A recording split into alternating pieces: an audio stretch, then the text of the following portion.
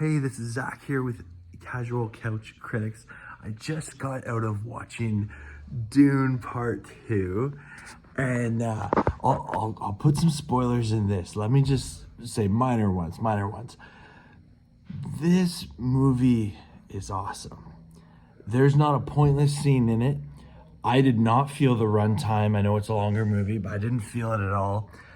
There's so much tension building. Like there's a lot of like close-up shots on characters, and the movie like just starts building tension. Definitely, if you haven't seen the first Dune, I recommend seeing it, or at least seeing one of those like summaries on YouTube before seeing this movie.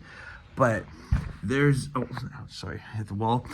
There is just like tension building this entire movie, and then when you think the tension's gonna get resolved, it like doesn't. And then you get a little bit of resolution, and then like new tension shows up. And yeah, like this is a movie that definitely makes you feel. If you're paying attention, it makes you feel for sure. It is definitely a sci-fi epic, and so if you're not necessarily into that, but balancing like the practical effects with the CGI, I think this movie set a standard in Hollywood for sure.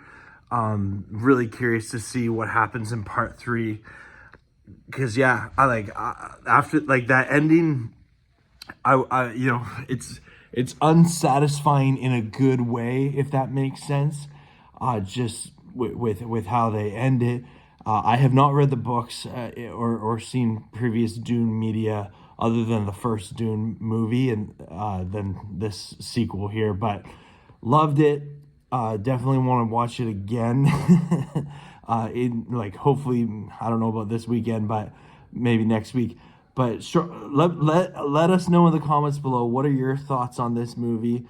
I really enjoyed it. I'm going to give it 10 sandworms out of 10. And speaking of the sandworms, those were awesome.